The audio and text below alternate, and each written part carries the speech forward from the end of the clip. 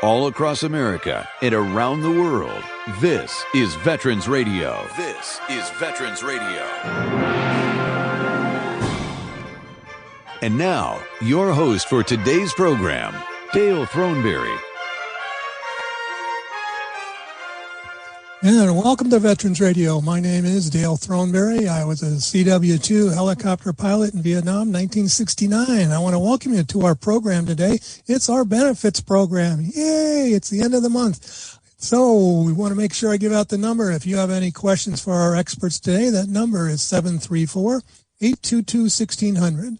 734-822-1600. As I mentioned, it's our benefits program, and we've got with us our representative from the Ann Arbor VA. Brian Hayes was here, Public Relations Director up there.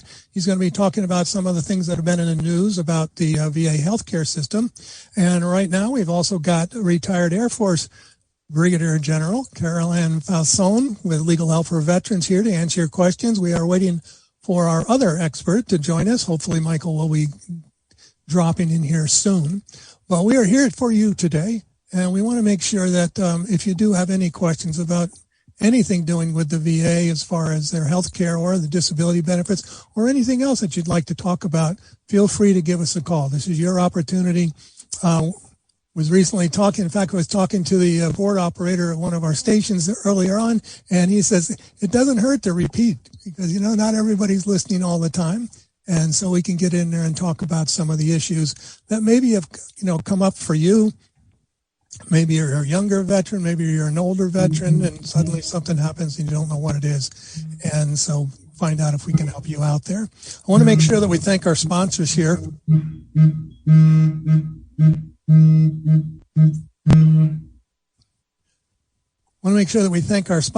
Before we get too far along, and that is Legal Help for Veterans, and Legal Help for Veterans specializes in veterans' disability claims. Give them a call at 800-693-4800, or go to their website. That's legalhelpforveterans.com. The National Veterans Business Development Council, better known as NVBDC, is the nation's leading third-party authority for certification of veteran-owned businesses. For more information, you can go to their website, that's nvbdc.org, or give them a call at 888-237-8433. If you're a veteran out there and you want to do business with the federal government or with some corporations, you need to be certified. These are the guys you got to talk to.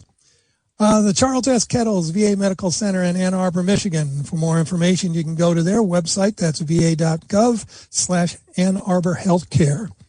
To learn more about these organizations and their services, as well as how you can support Veterans Radio, go to our website. That's veteransradio.net/our sponsors. You can also follow us on Facebook, Twitter, Instagram, YouTube, all kinds of things I can't even think of. LinkedIn is another one. Oh, and I almost forgot. I got to thank American Legion Post 46 out of Ann Arbor, Michigan for their support. They just dropped off a little donation last week, so we're very grateful to them. So that's the Ann Arbor Post, American Legion Post 46. Thanks, guys. Greatly appreciate that. All right, so I want to start off the program by talking a little bit with Brian Hayes. And Brian is the PR guy from the Ann Arbor VA. And so, Brian, welcome back. Thanks, Dale. I'm happy to be back. It's always a good time to come here and chat with veterans about all the offerings that we have. And there's a lot going on. I've been reading things in the news about some changes that were or are being proposed for the VA healthcare system. Sure. I assume you were talking about the Air Commission report that was just released a few weeks ago. Yes, that would. Yeah. So did you want me to give a little background on that and kind of where we are in Ann Arbor? Yep. So you might remember during the previous administration in 2018, they enacted what was called the Mission Act, right? So that was part of, getting care outside of the VA, different ways of getting care in the community and things like that. Well, as part of that law, VA was required to conduct a series of market assessments in order to examine the future demand of healthcare services in the veteran population. The veteran population size of the veteran population is predicted to change pretty dramatically over the next 20 or 30 years. And the location of veterans is changing. Veterans are migrating south and west. And so, the VA is looking at where are we going to put our resources, right? So as part of the process, VA was required to submit the findings of the Air Commission and recommendations, right, from this independent commission. And then, by the way, AIR stands for Asset Infrastructure Review. So just so you're kind of aware of that. So anyway, the report is done and it's out and it's published and it's in review and it still has to go through Congress and it still has to go to the president. President probably won't see it until early 2023. And the thing is, though, you always have to remember that veterans are always at the center of what we do. It's why we're here, right? I mean, logic will tell you that. So the Air Commission, really just looked at the opportunity for a way to redesign VA healthcare, to maximize access to veterans where veterans are. It's important to note also that a lot of people kind of forget this, is that these are just recommendations, right? And nothing is changing now for veteran health care, veteran access to care, or VA employees. Any potential changes to VA health care, VA health infrastructure is many years away. Some of these recommendations are measured in decades, not years. So that's always something to keep in mind. And so right now we're in the middle of a robust stakeholder engagement period and planning. But in the long run, the Air Commission recommendations could impact VA facilities around the country. But it's really too early to know exactly what's going to be happening. Well, I appreciate that, Brian, very much, because, so many people were kind of panicking when they were hearing about possibilities of some VA centers, closing and some, being moved or rebuilding new ones. Yeah, well, we don't necessarily talk about, closing isn't necessarily an accurate description. I realize it's semantics at this point.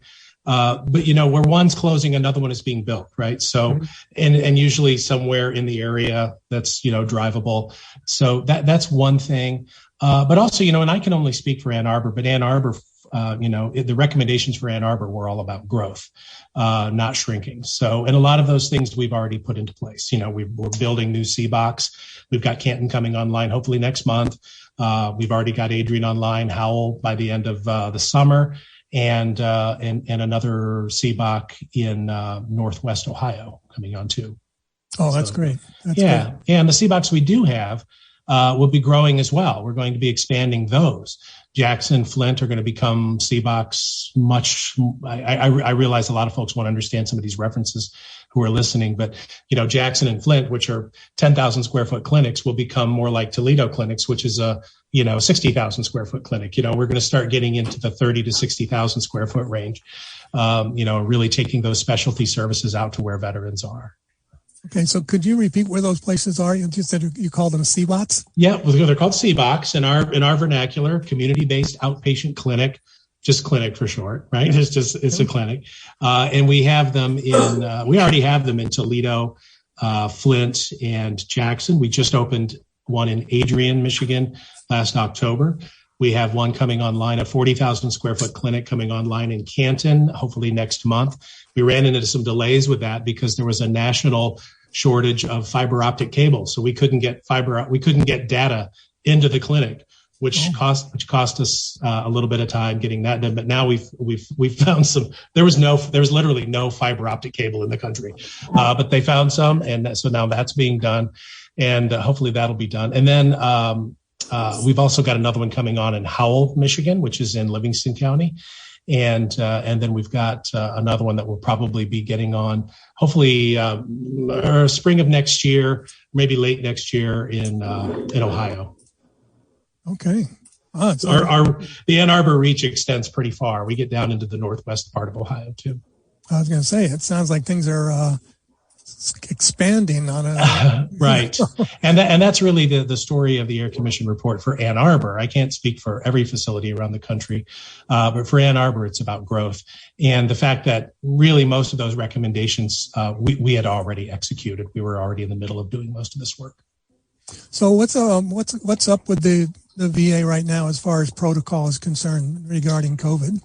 Well, we're, as a healthcare facility, we're still, lagging behind the rest of the country as far as masking, relief from masking is concerned. So I don't see us taking off masks anytime soon in the facility. And we haven't updated our visitor policy yet, mainly because, the relief from that we're experiencing right now could be temporary. We'd like to see this continue a little bit more, have us a little bit more in what CDC calls the low category, the low infection risk category, send that for a little while longer before we start thinking about changing our visitor policy and allowing, just anybody into the facility like we used to. Right now, it's strictly patients and their caregivers. Okay. Can you tell me a little bit about the population of the Ann Arbor VA? Is it, I'm assuming it must be trending younger a little bit. Well, yeah, I mean, getting into the math of it, but there are a lot more. Just a couple of years ago, the number of Iraqi and Afghanistan, Persian Gulf War veterans exceeded the number of Vietnam veterans for the first time in the country's history. But VA patients are still Vietnam veterans still, way outnumber anybody else as far as VA patients are concerned. So our veteran population has pretty much remained the same, give or take 1 or 2% over the last 4 or 5 years. We have right around 70,000 veterans that we serve in Ann Arbor. And like I said, sometimes it's 68,000, sometimes it's 71,000. It just kind of fluctuates right around there. We're not seeing the decline in veteran population that some facilities are seeing in the 5 and 10% range around the country. Wow. Hey, Brian, I got a question for you. I recently received several phone calls. Now, this is in the mental health arena. Are you aware that they have changed any protocols regarding treatment? And I'll give you the examples. I'm getting calls from some of our veterans that say that their providers are asking them to call back. Instead of scheduling appointments like every 2 to 3 weeks or putting that in the protocol, they are asking the veteran to call back to their team in 2 to 3 weeks as a therapeutic approach to how their medication is going. And that was new to me. But I've had, I want to say, a pattern occurring with veterans calling me and telling me that their provider is asking them to do that. Have you heard anything about a change in protocol? Nothing like that as far as what individual clinics, how they execute, what they're doing. It could be more to do, with the veteran's schedule, when they're available and that sort of thing. Okay. Or more what I said to the veteran, an individualized treatment plan for that veteran to see if they were going to be, compliant. That's the only thing I could think of, because I hadn't heard that this was going to be a new modality for mental health. Yeah, I'm not sure that it's as you say, a modality. It could just be, part of individual veterans treatment plan. But like I said, I would just be speculating because I don't get involved in the, the kind of in the weeds on how veterans are treated in individual clinics. Well, I have a little statistic here that says, boy, the newly released survey shows VA leads inpatient experience. Mm-hmm. How's that? That's pretty cool. It does. Yeah, we and as far as quality of care goes, we recently beat almost every facility in the area, with the exception of the I want to say what's the name of the hospital in Chelsea? What is that one? Is that a St. Joe? I think it's St. Joe in Chelsea. Yes, they were number one, and VA Ann Arbor Healthcare System was number two, with University of Michigan a close third. So we did really well. They did. And this is I'm looking at this. It says across the country. Mm-hmm. It says that it says 54% of VA medical centers received a 4 or a 5. I don't know what the letters stand for. Stars for patient survey. SHEP. Does it say SHEP?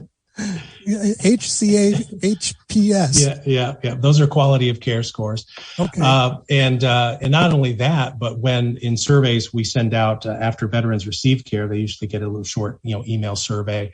And right now, with the question, one of the questions is, do you trust VA to provide your health care?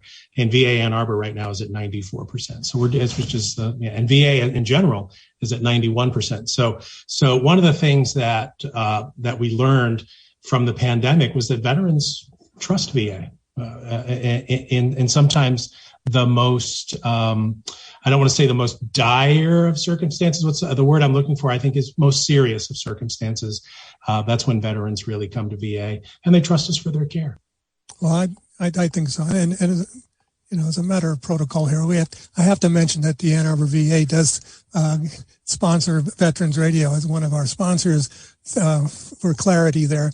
But the idea is that, and I'm just talking about reminding veterans out there, they can still go to an outside medical facility if it's an emergency. Is that correct?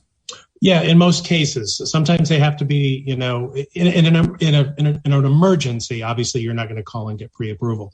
But you have and I'm not sure what the numbers are, but you have a very finite time to call after you're discharged from that emergency to get reimbursed or to get that care paid for. If you wait beyond that time, there's no legal mechanism for VA to pay for your care. So you have to get in. And I believe it's pretty brief too. I want to say it's like less than 48 hours. We would have 72 hours, which is longer than I thought. Mike's always got the right answer. But yeah, so you've got 72 hours after you're discharged from an emergency room to let VA know. But anyway, one of the things I wanted to leave you to with, before you let me go, Dale, was the website for the Air Commission report before I leave. Okay. And that's real easy to get to. It's va.gov/Air Commission report. So anybody can go to that and you can read the whole thing if you're really that eager to read a several thousand page government report. But it's all there. How do you, is that spelled AIRE? Yep. AIRCOMMISSIONREPORT. Did I win the spelling bee? I think so. That's right up there with the supercalifragilistic. Actually, if you just go to va.gov, you'll be able to fish around and find it there too. And I should point out to our audience that there's a whole lot of great information on the VA's website. It's just va.gov, and you can even, I get a lot of the questions that I have for Brian and for other people just by looking at their website, looking at their press releases, and see what the VA is up to. And I encourage all of you out there, check in with your local VA once in a while to see what is going on out there, and maybe there's something that you're not aware of. Maybe there's a different, a new program that you could benefit from. And because I was looking at all kinds of different things that aren't even they're not even associated with the disability side of the ledger, and the grants for improving your home. Sure. Just all kinds of things. Yeah, there's a ton of stuff there for you when you go to va.gov or annarbor.va.gov. So that's our unique website in the VA system, and you'll find services there that you probably didn't know existed. There are hundreds of services beyond healthcare that VA offers for veterans. Well, Brian, thank you very much. We've been talking with Brian Hayes of the Ann Arbor VA about what's going on with our local healthcare system. And we encourage you, as I said before, to go and check out your local VA facility and see, what there's anything out there that you need that maybe they can help you with. I know they've got a great homeless plan. Everything they're trying to do to get veterans off the streets and find them shelter. And we appreciate it very much, Brian. Thanks for being on the program again. Thank you. We'll see you next month. Okay. All right. So see, this is where you come. The Voice of America's Veterans. This is where you come to get the information that you need to help yourselves out, help you and your families out. We've talked a lot about some of the family benefits that are offered through the VA as well. So we're going to take a quick break, and when we come back, we're going to be looking to answer any disability questions you might have. And with our guests, Carol Ann Fausone and Michael Smith has joined us from the Washtenaw County Veterans Service Office. And I think Derek's got the program from me. Yay. All right. So we're going to go listen to our Medal of Honor. By the way, the 29th is Vietnam Veterans Day. And so that's why we're playing a Vietnam Veteran Medal of Honor segment today. This is Sammy Davis, not that one. All right. We'll be right back after this. You're listening to Veterans Radio. The Medal of Honor is the highest award for valor in combat given a member of the Armed Forces of the United States. There have been over 3,400 recipients of the nation's highest award. This is one of them. PFC Sammy Davis is often called the real Forrest Gump. Details after this. If you have a VA claim denied by the Board of Veterans' Appeals, contact Legal Help for Veterans at 1-800-693-4800.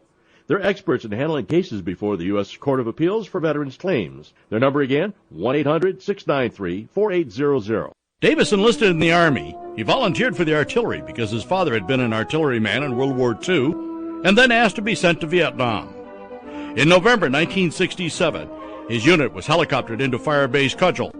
Shortly after midnight, Battery C came under a heavy mortar attack. At the same time, 1,500 Viet Cong launched an intensive ground assault. Davis's squad was operating a 105mm howitzer that fired 18,000 beehive darts in each shell. When he saw how close the VC were, he took over a machine gun and provided cover for his crew. Convinced they couldn't survive the attack, he rammed a shell into the gun and fired point blank into the enemy. A mortar round exploded nearby, knocking Davis to the ground, but he got up and kept firing the howitzer. When he ran out of beehives, he fired a white phosphorus shell, and then the last round he had, a propaganda shell filled with leaflets. He heard yelling from the other side of the river, and despite the fact that he couldn't swim, paddled across on an air mattress. Other GIs followed him. He found 3 wounded soldiers, gave them morphine, and provided covering fire as another GI helped one of the wounded across the river. Davis pulled the other 2 through the water on the air mattress and resumed the fight. Just before dawn, Davis was wounded in the back and buttocks by friendly fire. President Johnson presented him the Medal of Honor on November 19, 1968. Footage of LBJ putting the medal around Davis's neck appeared in the movie Forrest Gump, with Tom Hanks's head substituted for Davis's. Gump's fictional citation was loosely based on Davis's real one. The Medal of Honor series is a production of Veterans Radio. Military veterans touch everyone's life. I'm guessing right now you're thinking of a veteran, a close friend, relative. Maybe it's you. Even the toughest of us sometimes need help, but don't know where to turn for support. You don't need special training to help a veteran in your life. Even small actions can make a world of difference. If you know a veteran in crisis, please call the Veterans Crisis Line, 800-273-8255. 800-273-8255. A message from the U.S. Department of Veterans Affairs.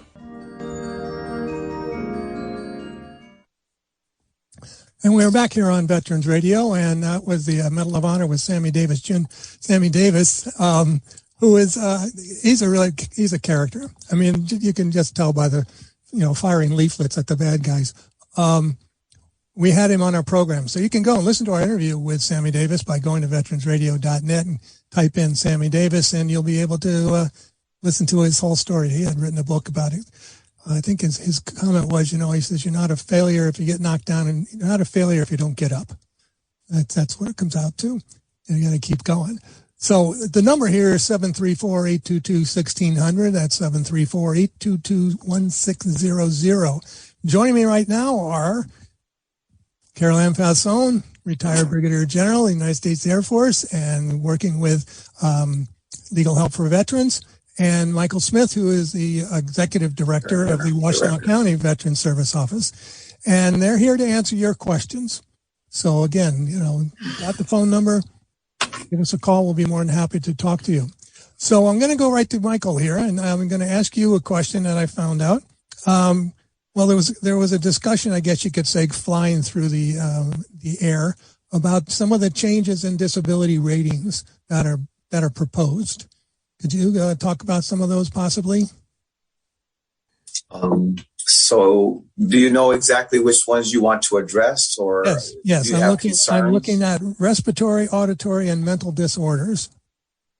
They were talking about the VA proposed updates in their rating schedule for respiratory, auditory, and mental disorders. I should point out, really, everybody that's already rated, grandfathered, they're not going to be changing your ratings. But evidently, they are looking at changing some of these ratings based on today's modality or medical science. Maybe, Carol Ann, I should ask you this one. All right, well, I'm wondering exactly what it is you want to know about it, because so when the VA proposes rules changes, they have to promulgate those proposals in the Federal Register. And according to the Administrative Procedures Act, the APA, there is a 60-day period of time in which stakeholders have to comment on those proposed changes. And then after that window closes, the VA or any executive agency, for that matter, is required to respond to every single one of those questions or statements or any input. And the final rules could potentially be different than what we're looking at now. So that's the caveat. With that being said, yes, there are some proposed changes to the rating schedule. For those who don't know anything about the rating schedule, and I hope General Fausone will back me up here, they make medical sense. Mm-hmm. They just do. I'll give you one of them. Ear, nose, and throat, and some of those ratings in the schedule are actually on separate schedules.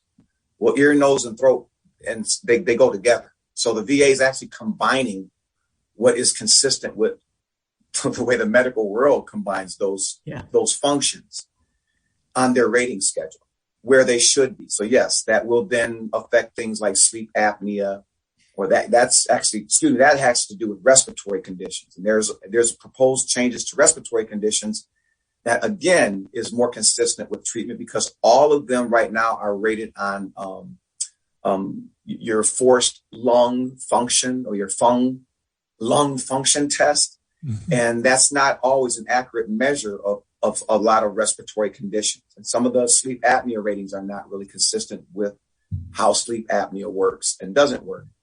I will give you one example. I don't want to get into, we could get into the mental health ones because they too also make sense.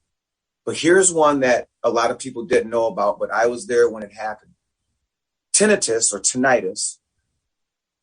At one time, the VA was not rating those at all. The VFW, thank goodness for them, took them to task on what was in the rating schedule at the time. And they were filing claims for bilateral tinnitus because it appeared that that's what was allowed, and that there was nothing in the schedule because the VA was rating it one ear at a time. And the VFW rightly pointed out, no, the schedule calls for bilateral ratings. So to settle the issue with the VFW, they literally created a separate rating for tinnitus, separate from the medical condition of origin to which it's associated, such as hearing loss, Meniere's disease. Mm-hmm. There's two other ones. One's a heart condition, some atherosclerotic heart condition or some other. And there's another, TBI. And post-concussive syndrome. So what they're saying is tinnitus is a secondary condition or a symptom of a medical condition of origin and should never have been set up in the rating schedule as a separate medical condition. So what they're doing with it is they're now adding it to the symptomatology of the medical conditions of origin, such as Meniere's. So meaning if you have tinnitus, that means you get maybe a 20% rating as opposed to a 10% rating. So that, again, makes medical sense because tinnitus is not a standalone disability. I mean, it just doesn't exist in the vacuum. You just won't walk around and all of a sudden start getting ringing in the ears out of nowhere. It's associated with some other medical condition. Okay. General Fausone, Michael, and the tinnitus was a fabulous example because it's a good one. It should be secondary. There should be something that's the origin, and the Meniere's is the best example to give. And as of right now, tinnitus is 10%. So if they do change this and they grandfather, I could see people going back and opening up these claims to say, okay, I have a TBI and it was caused because of this. Are you going to increase my rating? So, and tinnitus won't be a standalone anymore. I think people will be going back to establish it is secondary to what was the origin. So that was a very good example. And then with the mental health, we will wait to see what happens with that one. But if it doesn't change for you, and so people have been calling in and they've been very anxious that they're going to lose their ratings, and that is really clear that they will be grandfathered. So if there is nothing else that could be associated with it, they're not going to lose their current rating and go to zero. So I think that, the VA is handling this appropriately. You might go up, but you won't lose what you have as they redefine these roles, I think, for the better. And sleep apnea was another good example that you used, where they're just redefining the way science is, the way it should happen medically. Right. I know that they are looking at it as far as diagnosis is concerned and treatments, which have changed over the years. Right. And Michael, I saw you. I didn't know if you were shaking your head that they weren't going to go back. So let's suppose, since I suffer from tinnitus, and I go and get it checked again or whatever it is, and they're not going to lower me to zero, but they could possibly move it up. No. Or is that possibility that they go, oh no, you're cured, go away? No. Okay. Let's just really be clear right now. Yes, that's what I want to make sure. Right. Everybody that's rated right now under the current rating schedule, as the laws exist now, nothing will happen to your ratings. Nothing. Okay. You won't go up. You won't go down. You won't lose them. You won't have your service connection won't be severed for those who don't have a condition, who don't meet the required criteria. No, your ratings as they are currently established under the current laws and rules will not be touched. Now, tinnitus is not a really good example, because right now you have a standalone rating that's only 10%. So I don't know why you would want to reopen that, because there is no higher rating. Okay. Even if they add it as a secondary condition to Meniere's, TBI, and the medical conditions of origin, if you don't have that medical condition, then you won't be doing anything with your tinnitus. Right. Now, if you get Meniere's, your Meniere's will be rated minus the tinnitus, because you already hold a 10% rating for that. What is Meniere's? It's a medical condition that it affects the nerves and the skin, and you can get vertigo, tinnitus, and other manifested kind of weird symptoms that just come out of nowhere. Okay. It's your inner ear. It's related to the ENT. As Michael said, the vertigo, the balance. Sometimes you hardly could walk. You feel like you're on the floor. Your head is spinning. So, okay. Now, for anyone going forward and anyone wanting to reopen their claim for a higher rating, say, for instance, they think under the new rating schedules, they'll get a higher rating than that, then they're going to take the chances of the rules that affect, the protected ratings that you may have. Because let's go to the mental health rating schedule. Okay. For most people who have never read the rating schedule, the criteria for the 0%, 10%, 30%, 50%, 70%, and 100% ratings for mental health are for all mental health disorders. The criteria are the same. Mm-hmm. For the people that they rate for PTSD, the people that they rate with schizophrenia, the people that they rate for Alzheimer's, dementia, major depressive disorder, manic depressive, all of those they rate with the same symptomatology. Now, with that out there, everybody here knows people with schizophrenia have different symptomatology than people with major depressive disorder, who have different symptomatology than those who have PTSD, than those who have dementia. But yet the rating schedule that the VA has used forever rates every single one of those mental health conditions with the same symptomatology. So it does need to go. It needs to go bye-bye, and it needed to go bye-bye a long time ago. And what they're doing is, and because this is, you got to understand, remember, the rate disability compensation was intended to make up for our lost earning capacity in the marketplace. We're there to be compensated. Okay, so if our disabilities are not impacting our ability to earn money, then we don't actually need it in a sense. So what they're basically doing, again, with these ratings and the rating schedule is based on the likelihood that many of these conditions can get better with treatment, then they're looking at how they're rating things in terms of how people are being treated. Meaning you're not going to be 100% disabled with your PTSD your entire life. Now, there are some who will be.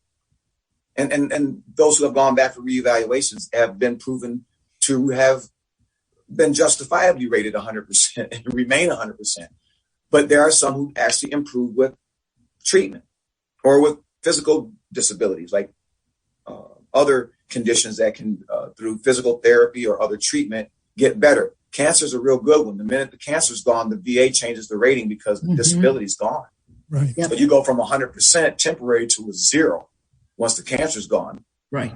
So, I mean, that's just that example. So what they're doing with these ratings are they're changing them to show that, hey, if there's people get improved with treatment, then their ratings are going to change. Mental health, they're going to score you, I believe, 0, 1, 2, 3, 4, 5. And your 1, 2, 3, 4, 5 is going to, be based on how many of these symptoms do you have.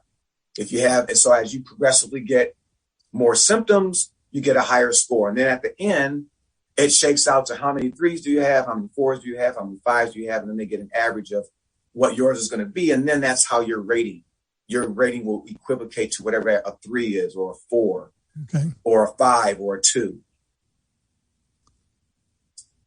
Oh, okay. Well, it makes sense. Today's, the treatments have all changed so dramatically since the VA disability system was put in place back in the 40s in most cases. And a lot of it hasn't changed at all. And we know that there are many more conditions that are, I won't say curable, but are certainly treatable. And so I think that's one of the things that we have to make our audience really aware of, is that it's meant to compensate you for the inability to work. Yes. And that it's not designed to replace all of your income, if you can still work. Well, and the VA also, in their rating schedule, also takes into consideration the impact of these disabilities on your ability to socially recreate as well.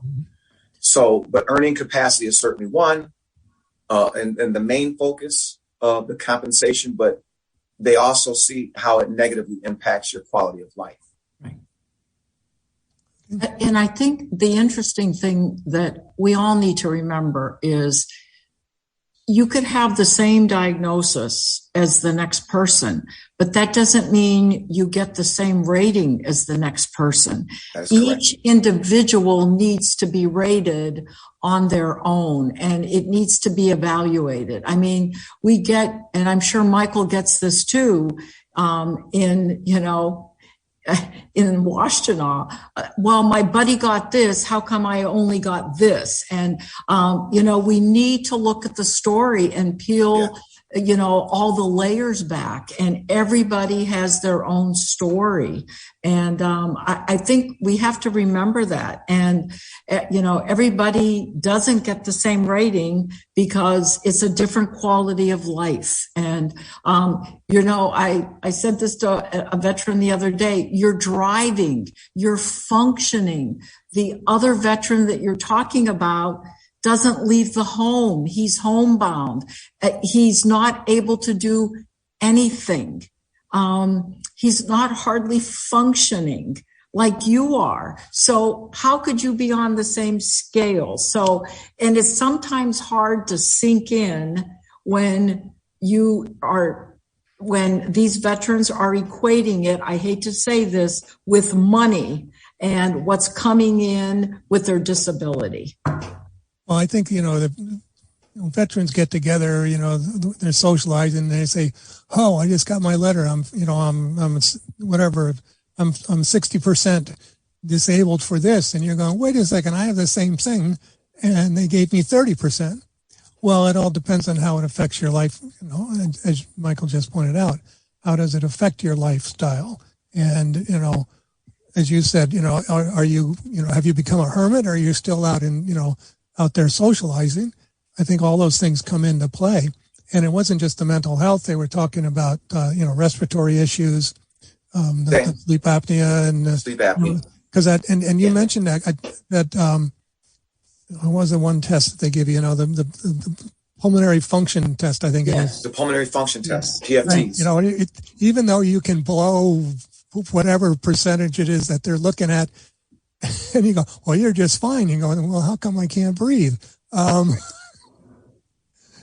Fausone, I like your example because it actually made me think about something.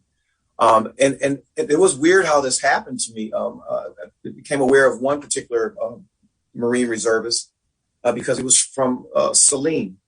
And I'm sure if I say the name, Corporal Lockwood, many might still remember that he was not only a Marine reservist, but he was also a Washtenaw County Sheriff Deputy Reserve and then Saline police officer. And he was in a Marine unit that went through some things in Iraq. And when he came back, there's a lot of fundraising going on, a lot of trying to take care of him. He was in an IED explosion. And so he obviously was rated for his PTSD and many physical disabilities. He was back and forth between Walter Reed and Brooks and here. And he was just, surgeries and being. So while we took care of him, his service connections, worked with the DOD to make sure we got his.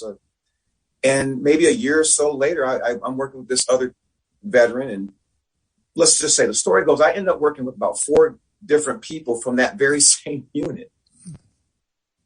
And never knew that they were related until they were telling us their story about what happened. And I'm like, wait a minute, do you know Corporal Lockwood? Yeah, Lockwood was in the vehicle in front of me. And guess what? All 4 of them had 4 different ratings for their PTSD. Yep. They were all in the very same experience. Mm-hmm. In the very same IED attack on their convoy. Right. 3 of them were in the same vehicle. 1 was in a vehicle behind Corporal Lockwood. So they all had different physical and mental disabilities. But yes, they all had 4 different ratings for their PTSD. And believe it or not, as much as I like to advocate for the higher ratings, they were appropriate. The ones who were at 30%, their 30% evaluations were appropriate.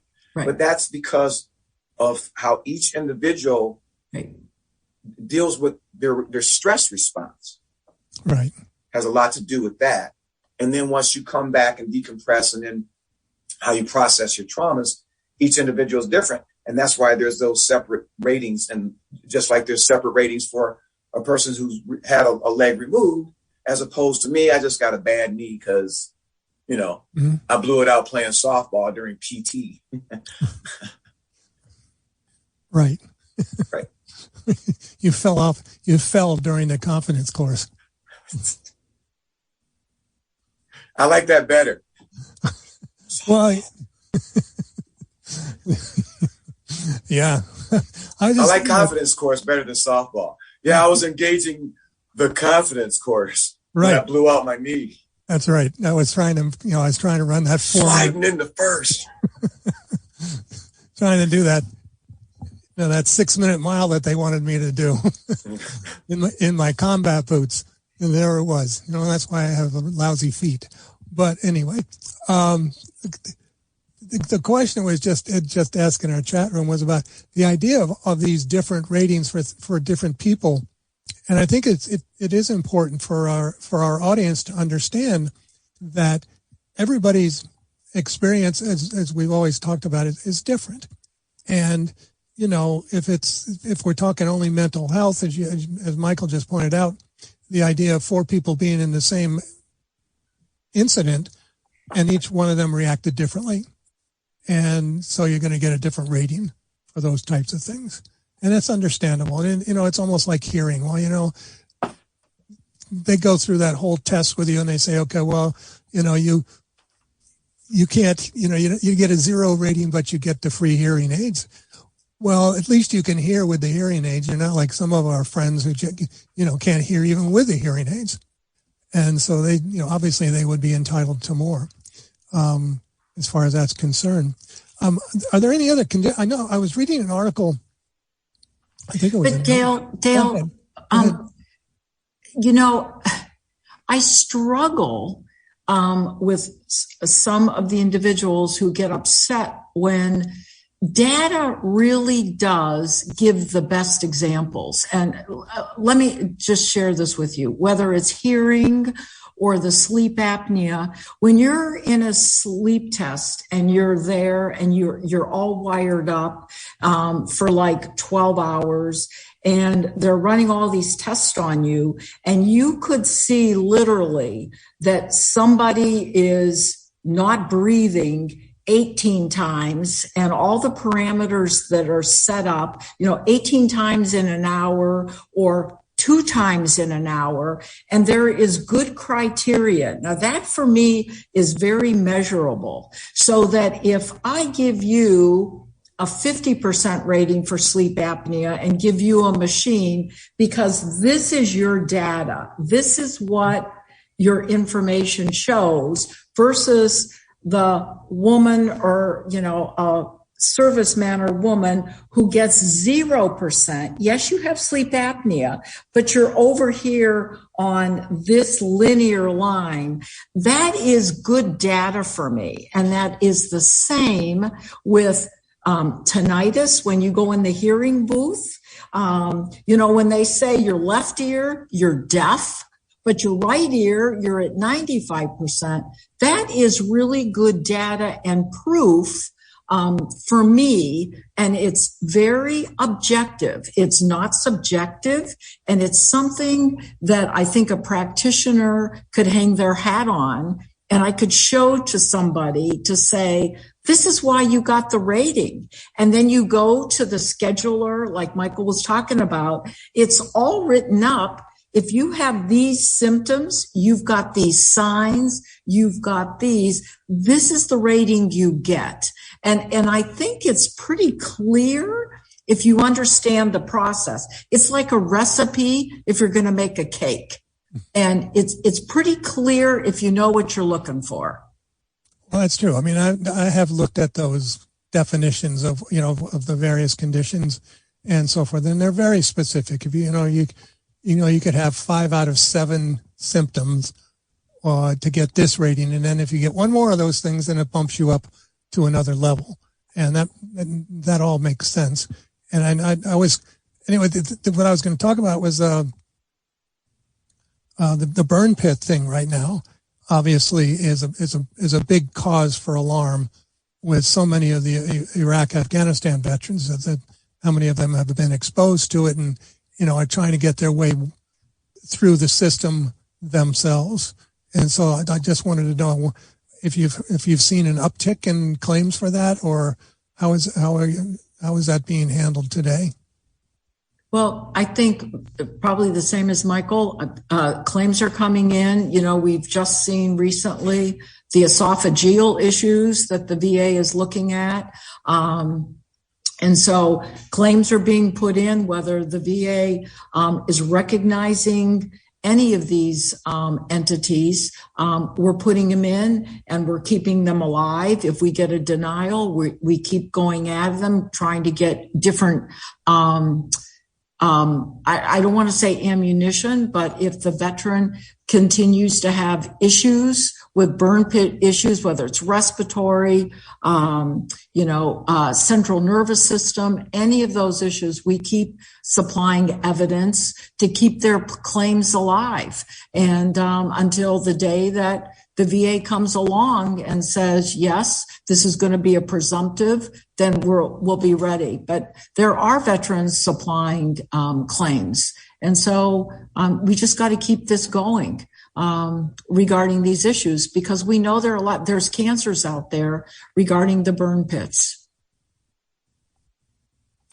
There are so many things that we don't even know yet out there. And that's why we always encourage you at Veterans Radio here to contact a veteran service officer in your area, whether it's it's a county officer or it's a, Paralyzed Veterans of America, American Legion, or, somebody, like a Legal Help for Veterans. You need help to get through the system. And sometimes you need help just to get into the system. And I encourage everybody to contact, your local VSO, Veteran Service Officer, to find out what you may be entitled to or what you've earned or what you need to apply for.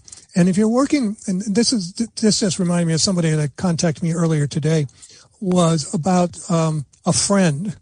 And, they go, well, he had a stroke and he had this problem and so forth. And I'm going, were any of them service connected? And I said, no, they weren't.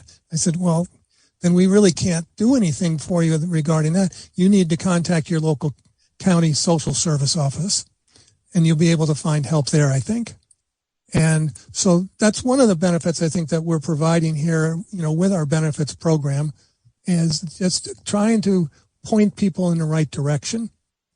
Because, both of you, we're talking with Michael Smith from the Washtenaw County Veteran Service Office and Caroline Fausone from Legal Help for Veterans are experts in this field. They're certified to help us,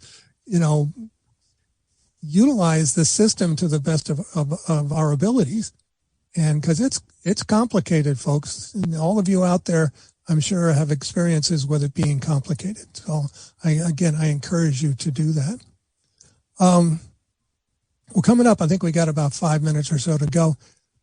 Yep, it just waved at me 5 minutes. And so is there any other issue that we should bring up that would be interest to our audience?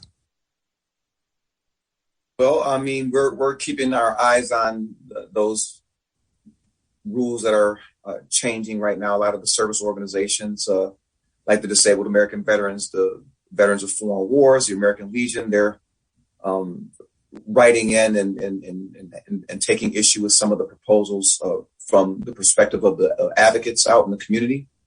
And that's what they do, and they do it really well. They've been doing it for a long time.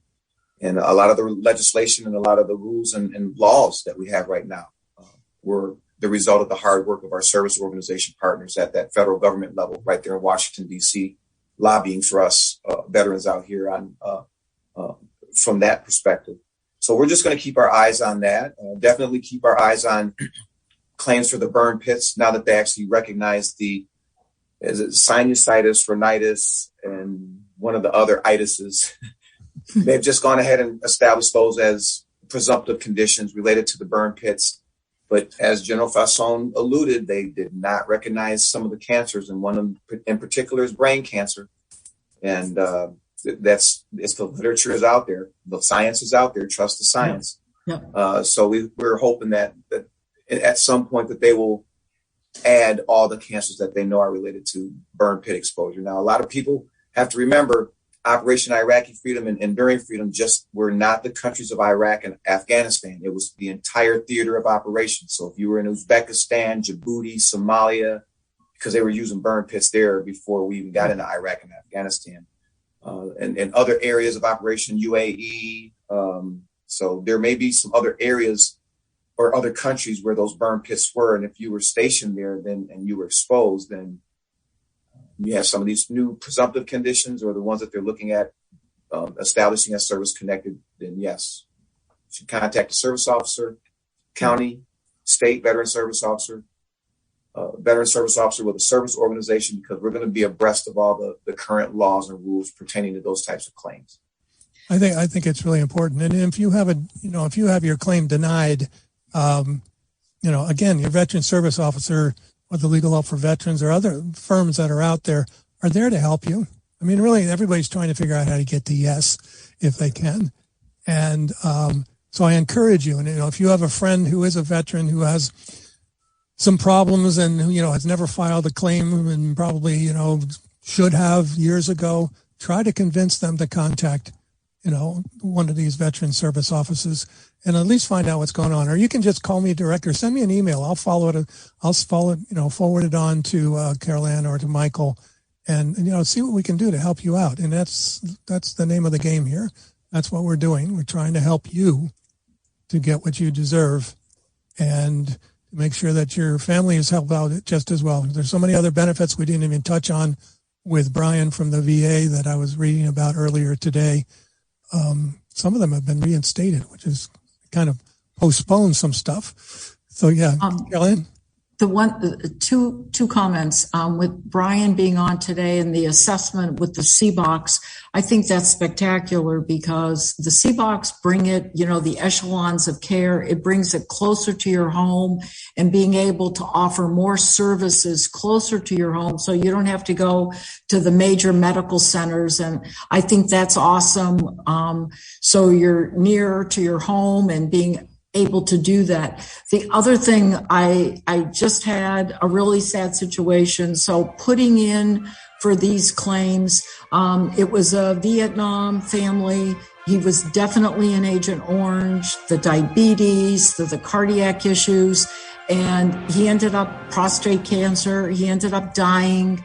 The wife they didn't put in for anything. She could have gone after DIC, and she ended up with cancer and she died. And so I got the question, could the kids apply? And the answer was no. And so this was a sad situation. So if the family would have put in, when he was alive, that potentially could have been something for that family. So please put the claims in. Hey, we got to go. Another program in the can. Thank you all very much. You've been listening to Veterans Radio. This is Dale Throneberry, and you are dismissed. With the Lucky Land Slots, you can get lucky just about anywhere. This is your captain speaking. We've got clear runway and the weather's fine, but we're just going to circle up here a while and get lucky. No, nothing like that. It's just these cash prizes add up quick. So I suggest you sit back, keep your tray table upright, and start getting lucky. Play for free at LuckyLandSlots.com. Are you feeling lucky? No purchase necessary. Void where prohibited by law. 18+ terms and conditions apply. See website for details.